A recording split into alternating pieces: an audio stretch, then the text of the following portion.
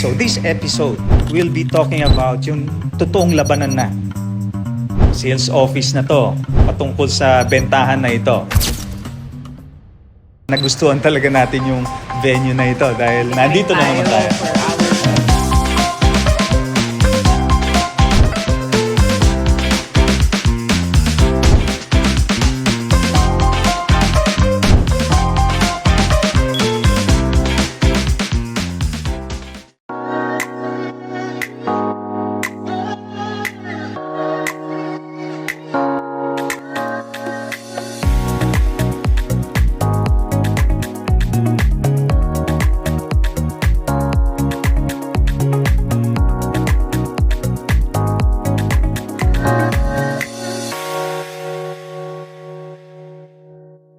O yan, di ba? Parang hindi naman nila pansin na nagustuhan talaga natin yung venue na ito dahil nandito na naman tayo. For our fourth episode. Ang nagustuhan ko kasi yung merienda. Kayo ba? Tayo hinain sa atin na merienda last time. Kaya ito syempre. napabalik na naman tayo. Ano kaya susunod na merienda? Mamaya, titignan natin. Okay, so welcome back to our Enrea podcast kung saan dito natin hinihimay ang lahat ng usapin patungkol sa real estate. Pero siyempre, bago tayo magpasimula, gusto natin ulit pasalamatan ang lahat ng ating sponsors. And of course, our main sponsor, ang ating main host. Salamat sa Vista Tala na very accommodating sa atin for the second time around. At for the second time around, meron ulit tayong merienda. So last time, ang hinimay natin is about permits and license to sell. Kung saan ito yung legal na responsibilidad ng mga developers. Sabi nga natin, ito ay hindi para sila pahirapan, kundi may term si Lisa last time. Ito yung, it creates the integrity and the trust to our developers, pwedeng integrity. So, yon. Pero our next episode, this episode, we'll be talking about yung totoong labanan na. Sales office na to, patungkol sa bentahan na ito. At isipin natin, to start with, pag inisip natin na meron nang napili yung buyer. Gustong-gusto na niya yung property, mapa vacant lot yan, mapa house and lot yan, mapa condominium unit yan. Gustong-gusto na mag-reserve ng ating buyer dahil nagustuhan na niya yung project. Alam na niya yung kagandahan ng subdivision na pinapasok niya at kilalang developer. So, ganda na talaga ng clubhouse, lahat ng mga nakita niya ay pasok na sa kanyang panlasa. Anong mga papel naman ang dadaanan naman ng ating buyer sa kanyang mga kamay bago totally mapasa kanya yung minimithi niyang property? Yan ang pag-uusapan natin ngayon. So, ang ganda ng topic natin. No? So, last time, hinimay natin yung proseso sa pagkuha ng development permit, ng license to sell. So, ngayon naman, Sir Dennis, yung binabanggit mo nga po, ano naman yung mga papeles na pipirmahan, may encounter, mga requirements na kailangan may encounter, jargons na haharapin ng mga kliyente natin once mag-reserve na siya or bumili na siya ng property. So actually, dito na pumapasok yung paperwork fatigue, yung mga jargon na nagpapa-nosebleed usually sa mga buyers natin. Ang dami nating may encounter na words, merong CTS, DOAS, RA, ano nga ba itong mga to? Tapos biglang tatanungin ka pa, in-house financing po ba? Mag-equity na po ba kayo? Start na ng down payment? Bank financing po ba? Pag-ibig financing? Parang ang dami mo nang nadinig. Oo. Sa dami nang nadinig mo as buyer, parang nung binigay sa'yo yung mga papeles, sige, pirma ka na lang ng pirma. Na-overwhelm ka na sa dami nung sinasabi sa'yo. So, kaya tayo nandito para tulungan, syempre, yung mga viewers natin, yung mga buyers natin, tulungan natin sila ma-familiarize dito sa mga papeles, sa mga requirements na madidinig nila as they go through yung home buying experience. Habang pinapakinggan nila tayo. Oo Yes. nga. So, tama ka dyan. Sabi nga ni Ma'am Liza, Basically kasi, napaka-importante ito, especially for the first-time home buyers, yung mga jargons. So, ang sinasabi nga natin madalas, ang hindi marunong magbasa ng mga fine prints, di ba? Mhm. Importante yan. Kasi mapapansin nyo, once na meron na nga ang development, maganda na, ang susunod nila step niyan mag-reserve yung kliyente. So, dapat yung buyer, well aware siya on the fine prints. So, sa episode na ito, hihimayin natin. We will make it very simple para sa mga first-time buyer and sa mga buyers na mahilig mag-invest para mas maintindihan ba nila kung ano ba yung mga documents na dapat nila pirmahan. Kasi ayaw natin na nakapaghulog na sila ng down payment and yet, in the end, magkakaiyakan na lang kasi Yeah. hindi pala na-explain Ah, sa kanila or hindi nila naintindihan. So, we are preparing the buyer na hindi sila aware sila sa kung ano yung pinapasok nila. mhm. So, before they sign any contracts, maglabas ng pera at ng reservation. Okay. So, ang topic natin ngayon ay think before you ink the deal. Ibig Yes. sabihin, pag-isipan muna bago pumirma. Dahil ang pag-uusapan natin ngayon are all about contracts, equity, at financing. Sige, okay. So, simulan natin. First day. Sige, okay na yung buyer. Sabi ko nga kanina, gustong-gusto nang mag-reserve, ano? Ano ang unang-unang papel o dokumento na dadaan sa kanyang mga kamay? Okay, so yan na. Gaya nga na nabanggit ko kanina, ang unang-unang document is the reservation agreement. Mhm. So sa reservation agreement, makikita natin dito magkano ba ang total contract price ng property na binibili nila. So dapat malinaw yun sa buyer. Mhm. Also, makikita mo rin doon kung magkano yung reservation fee and yung validity. Ah, Most of the reservation fee na ng mga developers natin ay nasa 30 days. 30 days, Ang validity. validity, non-transferable, di ba? Mhm. Yun. So, yun yung initial documents na dadaan sa mga kamay nila na dapat nababasa rin ng mga buyer natin.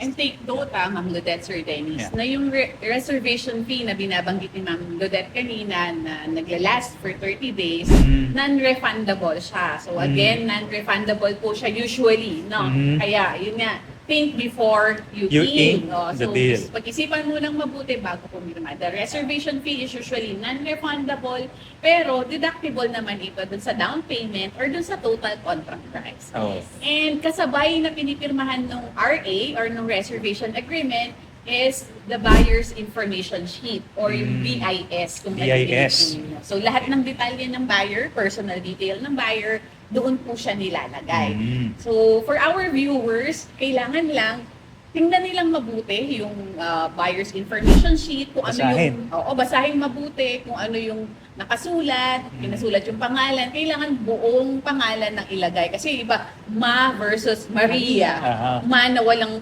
tuldok, di ba? Or Mariang buo. Mariang buo. Minsan naman JR lang Aha. or junior ba talaga. Okay. So, kailangan specific tayo kung ano talaga yung pangalan ng kliyente natin nakasulat sa birth certificate, yun yung gagayahin natin. Kasi eventually, yung document na to, ito yung gagamitin ni developer as you go on with the transaction. So, yan yung gagamitin niya for the CPS, for the DOAS, hanggang sa titulo. So, very important tong step. Okay. So parang ang sinasabi natin, ang first document na dadaan sa kamay ng isang buyer ay yung tinatawag nating RA or ang ibig sabihin reservation agreement. Yes. And parang isang mahabang kontrata rin ito na dapat hinihimay ng ating mga buyer, hindi dapat magmadali. Sabi nga, may kasabihan na ang nagmamadali, malalim, matinik. May ganun ba? Parang gano'n. Matulin. Kung Kaya matulin lumakad kasi nagmamadali. Ayun. Pero Shortcut mo. gusto ko kasi ang nagmamadali, malalim, matinik. But anyway, kaakibat ng RA o Reservation Agreement is yung tinatawag mong BIS, Buyer's Information Sheet. Maaring iba yung term sa ibang developer, no? Pwede magkaiba-iba. Pero it's the same thought. Ibig sabihin, very important on the buyer's information sheet, make sure tama yung mga information na nandoon, especially yung mga pangalan po ninyo. Kasi maaaring magkamali then matranslate na yan hanggang sa pinakadulong dokumento na very important sa lahat. Yun. So, yun yung mga unang dokumento. So, kanina may nabanggit na down payment. Kasi kanina, reservation pa lang and then suddenly, meron ng down payment. Ito na yung second stage na pinag-usapan nating equity. Yes. Sa iba, maaaring hindi maintindihan yung terminolohiya na equity. Pero on the other side, siguro pwede nating sabihin, ito na yung stage na magda-down payment na si buyer. So ano ba yung ibig sabihin natin when it comes to the stage na ng equity or down payment? Bali, Sir Dennis, in layman's term, yung equity is a down payment. Actually, ito yung portion ng total contract price na hindi mo siya mailoloan Mhm. or sa bangko or sa pag-ibig o sa any financial institution. Mhm. Ito yung share ng buyer for buying the property. Nag-range ito to 10 to 20% Aha. ng total contract price. Mhm. So, ito yung mga stages na normally kapag sa mga developer, no, they offer 20% payable in 6 months, 1 year, 1 year, 36 months, 36 months, zero interest depende. rate. Oo, depende sa mga developer. And yun nga yung kagandahan with the developers, lalo dito sa Bataan, no, nakikita natin na napaka-flexible ng mga payment terms. Hindi siya isang bagsakan na ibabayad ng buyer natin. Yung sinasabi natin, equity na 10%, 20%. So, yung iba, 12 months to pay, hanggang 36 months nga yung iba, or even longer, lalo yung mga spread out. kakastart pa lang na subdivision. Ayun, so mga taga-Bataan, shout out dyan ha. Sabi nga, mga projects dito sa Bataan, maabot hanggang 36 months. Yes. 0% interest rate pagdating sa down payment. O, kaya pala madalas nating makita sa mga Facebook, ano, yung mga post naman na sinasabi, may 7,000 per month. Equity lang. Usually, Ah. equity yung mga ganun. So, maraming pwedeng mamislead siguro pagdating sa ganun. Kung mababasa nila 7,000 per month, kung hindi nila naintindihan yung salitang equity. Yun. Oo, kaya Sir Dennis, so tama ka doon, dapat maintindihan ng ating mga buyer na yung equity is just the start. Ayan. Oo, it doesn't mean na yun na yung kabuuang Babayaran. nababayaran ng kliyente. So just imagine, yung 7,000 na nabanggit mo, that composed the 20%. So may natitira pa tayong 80%, di ba? Mm-mm. So yung 80% na yon, yun naman yung mga ilo-loan sa either bank financing Mm. or sa pag-ibig. Ah. Or it could be an in-house. So depende sa buyer. So just imagine 20% versus 80%. Definitely kapag nag-transition sila to paying the 80%, lalaki yung monthly. Mas mabigat na. Oo. At mas long term na. Kaya ako Minsan doon nabanggit. nagugulat eh, di Oo, ba? kaya ako nabanggit, may possibility na ma-misunderstood ng mga nakakabasa, especially sa social media. Pag nakita nila 7,000 per month, akala nila all throughout, yun lang yung babayaran nila.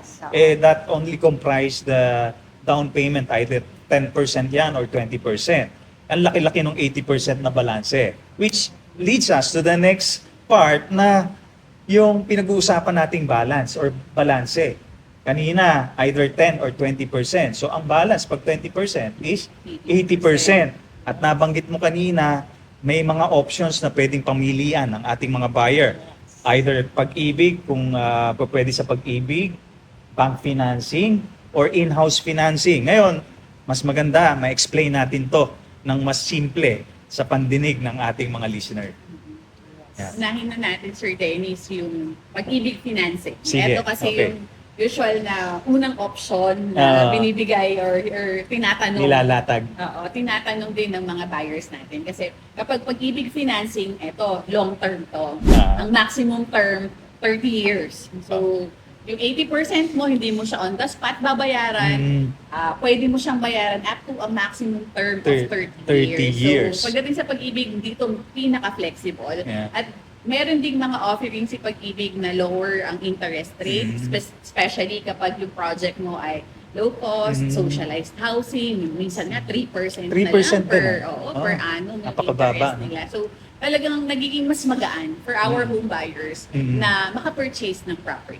Yes. Yeah, even sa 4PH, di ba? Subsidized pa ng government. Kaya Yes. talagang many of our buyers are availing through Mm. pag-ibig financing. Mm-mm. Pero yung pangalawang options naman na nabanggit, aside from the pag-ibig, pwede rin silang mag-bank financing. So pag-ibig, second is bank financing. Oo. Yeah. So for bank financing naman, normally 80%. Pero there are developers na kayang i-cater ng mga bangko up to 90% or even okay. 95%. So it Depende depends on the sa developer. standing ng developer. Mm. And most of the developers naman, especially yung malalaki natin, they are accredited.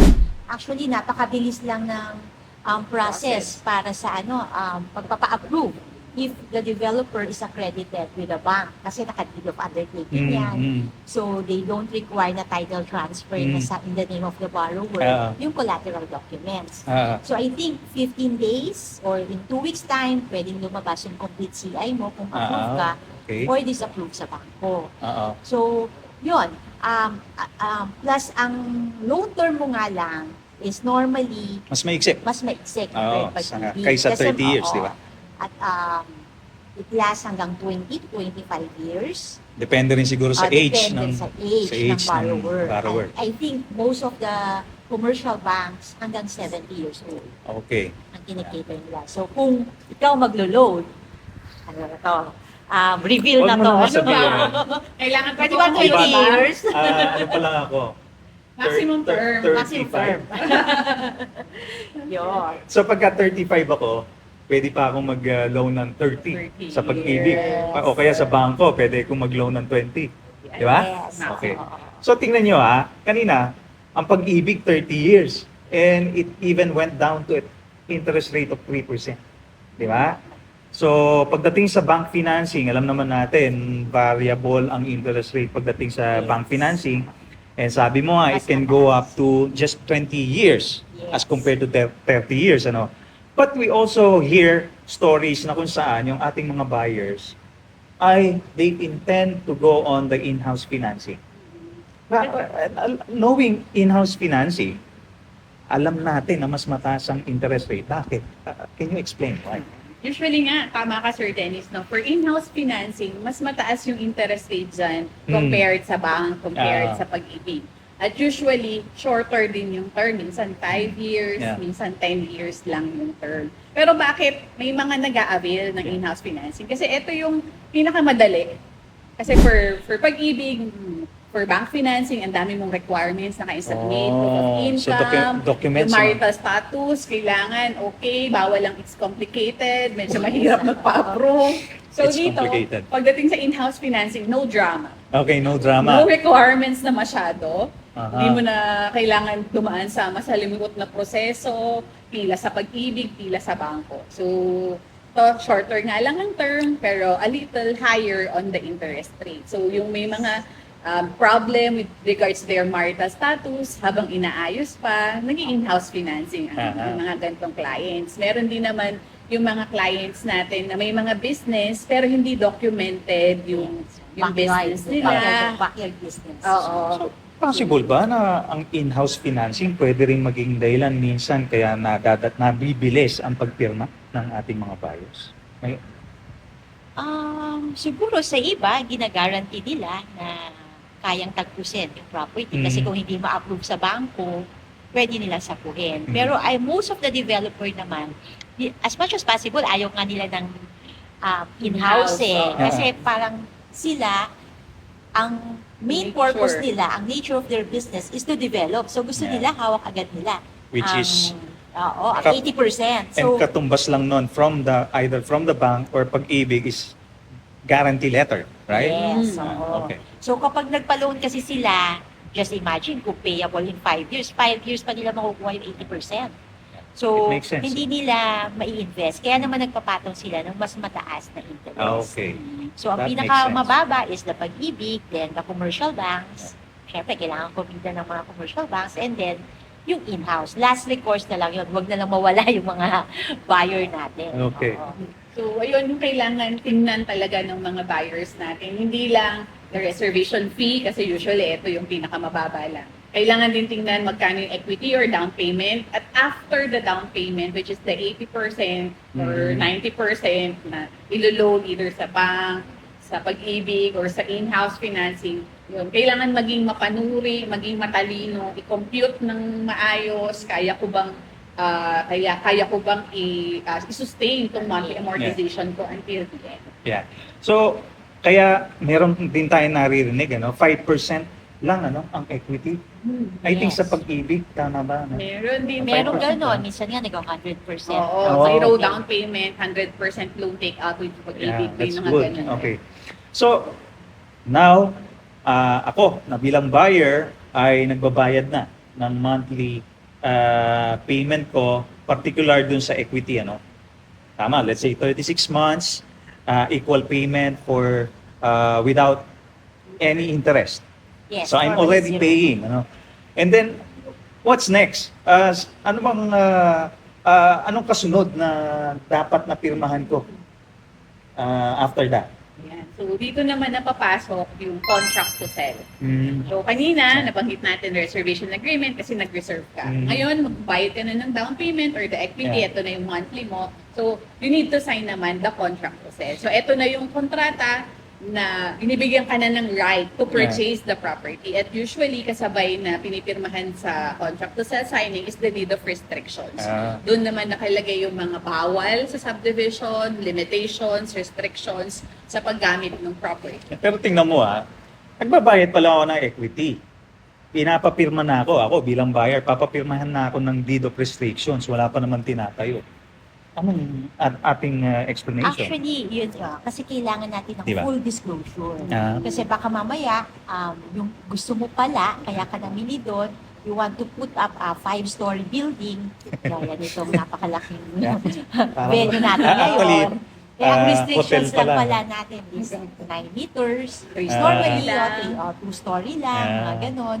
So, kailangan full disclosure tayo. Experience ko sa some developers na right after magbayad ng reservation fee, pag mag-start ka na ng down payment, may contract to sell na. So, para yung fine print, just in case ma-delay, kasi doon na naka-indicate yung penalty, in case of delay, the paseda law, yung mga provisions. So, importante na hanapin ng mga buyer natin yung contract to sell. Especially pag naguhulog na sila ng down payment. Other developers naman kasi, tinatapos muna yung down payment bago mag-issue ng contract to sell. Yeah. Pero ang pinaka-safe talaga for our buyer, na kapag nag-down payment ka, you have to demand for the contract to sell. It's their protection Oo. So, Aside na nakita mo yung contract to sell, dapat talagang thoroughly basahin mong isa-isa yung provision kasi baka magaya tayo dun sa isang buyer na encounter ko din before.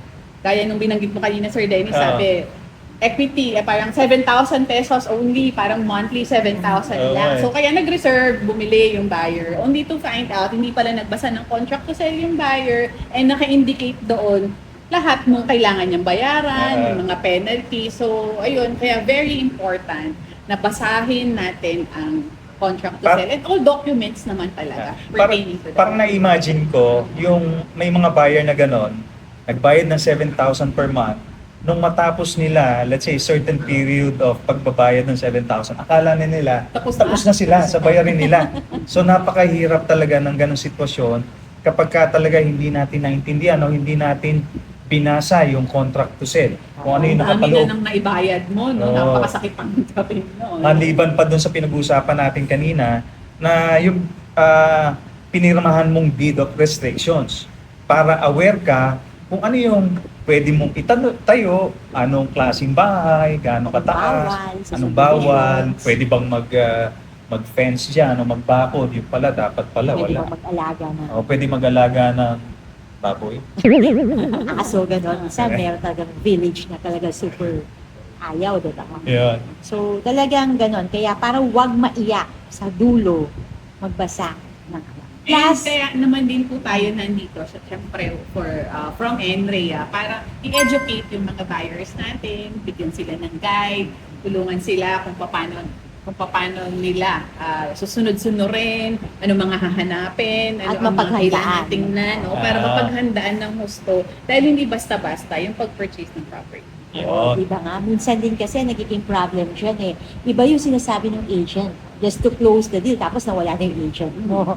Diba? So, ang magpe-prevail kasi dyan sa bandang huli is the contract to sell. Masaklap, baka pati yung ahente hindi naintindihan yung contract to sell. Yun. Kaya deal with license. Yeah, deal with brokers, licensed mga brokers and salespersons, hanapan accredited nyo po. salespersons. Yes. Pinag-usapan natin kanina is the contract to sell. Ano ba yung susunod pagdating sa usaping pirmahan ng buyer? So, alam natin may mga naririnig tayong terminolohiya na DOAS. Ano ba yung DOAS? Okay, ang DOA, Sir Dennis, is the deed of absolute sale. Normally, ine-execute to kapag 100% na fully paid na ng buyer yung property. Okay. Pero it doesn't mean na lahat ng funds na yun ay nanggaling sa buyer. Minsan kasi, ang katumbas ng pag fully paid na yun is the bank guarantee Yes. na ni-loan ng buyer sa bangko. So, once the developer receive the bank guarantee from the bank at na-loan take out yun, i-execute na nila yung deed of absolute sale. Yes, the DOAS. The DOAS na naririnig natin. Okay. So, by that time, na-prepare na yon, so isusunod naman ng developer yung pag-prepare ng documents para malipat sa pangalan ng buyer yung title. And kung naka-loan yan sa bangko or sa pag-ibig, syempre yung collateral papers, yung title, dun ibibigay ng developer kung saan siya nag-loan Okay. since nakahalang ng property. And that's the time na kahit nakapangalan na yung titulo o yung property dun sa pangalan ng buyer, nananatili ito sa kung saan siya nag-loan. Yes. Dahil nakapasok ito as collateral. Pero si developer, 100% paid na. Oo. Kasi nanggaling na yun from the bank financing or sa pag-ibig, yung 100%. And before we forget, meron pa tayong final document na usually na-encounter. So after the deed of absolute sale, syempre na-fully paid mo na nga yung property, either through bank or Yeah. nagbayad ka ng lump sum or nag-full payment ka out of pocket. Susunod naman na proseso nun, eto na, syempre, ito-turn over na sa'yo yung property. So, parang eto na yung happiest moment, usually, na mga Ito na yung buyers meron natin. nagbibit-bit ng pagkalaki-laking Susi susi. at picture taking na. Yes, syempre. Yes. So, dito, pipirma ka naman ng Certificate of Acceptance or similar document stating na ina-accept mo yung property based dun sa napagkasunduan nyo, yung mga specifications. Kung nasunod lahat. Nasunod naman lahat. Working ang mga gripo, okay yung lights, kung house and lot ang nabili nyo, okay yung area, tamang lugar yung binigay sa'yo. Tamang model house. Yes. Tamang Yes. kulay. Tamang kulay. Kasi minsan depende sa model house, iba-iba kulay. No? Okay. At pagpipirma ng Certificate of Acceptance, kung Kung hindi talaga hindi acceptable nasunod sa'yo lahat. yung unit at iba dun sa napag-usapan. Yun. So, isang notice yun sa atin, ano? Don't just accept yung tina-turn over sa atin. We just have to make sure. We have to make sure na dapat yung mga napag-usapan at napag-agrihan ay talagang yun yung nakita natin at naabutan natin. Okay. So, let's summarize yung nitty-gritty ng ating topic ngayon, ano?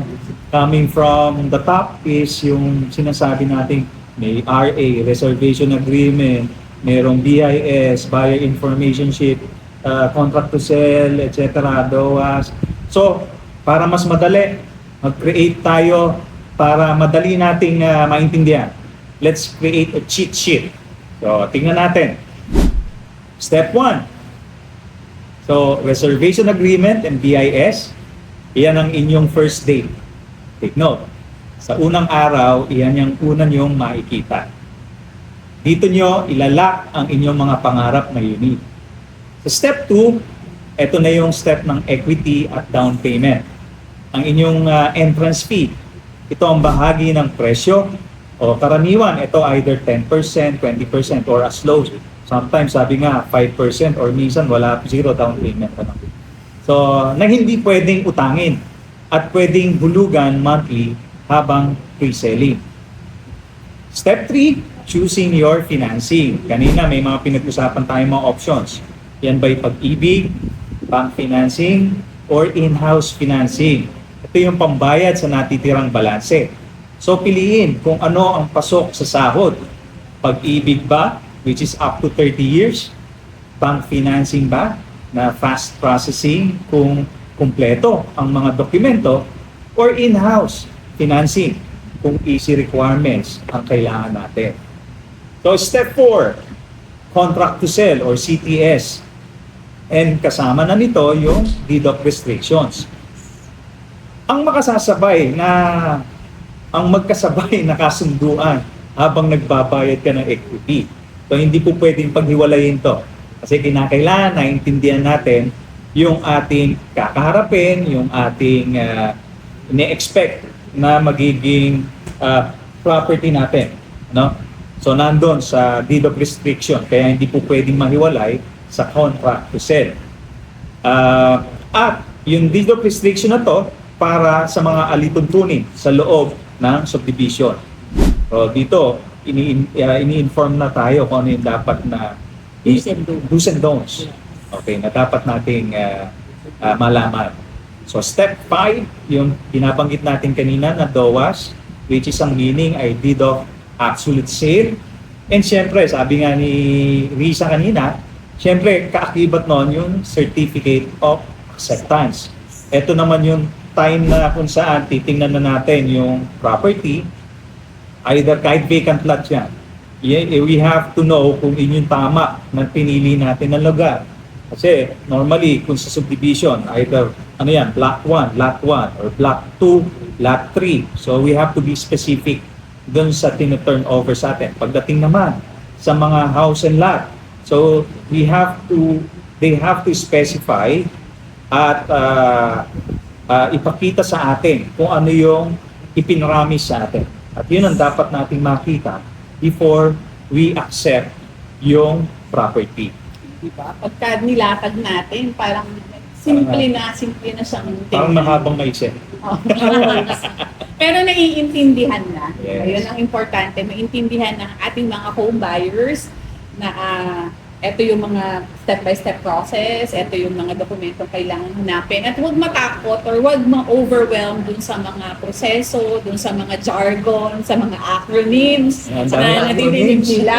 Huwag matakot dun sa napakakapal na folder Yes. na makikita nilang kailangan nilang pirmahan dahil ito yung protection nila. Yes. Oo, at sa ating mga developers, ang isang organized at malinaw na documentation ang pinakamagandang investment para sa inyong brand. No drama, just pure transparency. Napaka-importante po yan para sa mga buyers. Full disclosure on our projects. Siyempre, ang lahat ng ito, ang importante may license to sell. Yes. Alam mo, may na-experience pa ako bago tayo magtapos Yung mismong buyer, kung talagang hirap siya na makaintindi ng dokumento, nagsasama siya ng mas bata sa kanya para siya na ang mag-explain, siya magbabasa ng mga dokumento, explain sa mismong buyer, either tita niya or mas matanda sa kanya, na may experience sa pamimili ng property. Para hindi tayo basta-basta, sabi nga kanina, think before you ink the deal. So yun siguro ang isa sa mga tip natin. Huwag tayong mahiya na magsama ng mga kasama natin o kakilala natin na makakatulong sa atin to seal the deal. So yun, sana marami pa tayong mga episodes na darating sa mga susunod na panahon para sa ating mga listeners na patuloy na tumatangkilik sa ating podcast. And so we can educate ang ating mga real estate. Since this is our advocacy ng Enrilia, na maparating sa maraming buyers, especially sa mga taga-Bataan, on how to proceed with their investment. Alam naman natin, isa ito sa ito na nga ba, yung pinakamahal na nilalabas nila ng investment. I think everyone will agree this is the highest form of investment is real estate. Yes. Okay, so again, thank you for listening to us. And again, sabi ko nga, I hope marami pang episodes na magawa ang Enrea Podcast para sa ating mga listeners. And of So, course, the sponsors, di ba? of course, yes. Thank you again sa lahat ng mga sponsors. And thank you always for supporting Enrea Podcast. So, this is Dennis. I'm Ludette. And I'm Riza. So, keep it real, Bataan. Kita-kits sa mga susunod na episode. This is Enrea Bataan in Real Talk, Real Estate.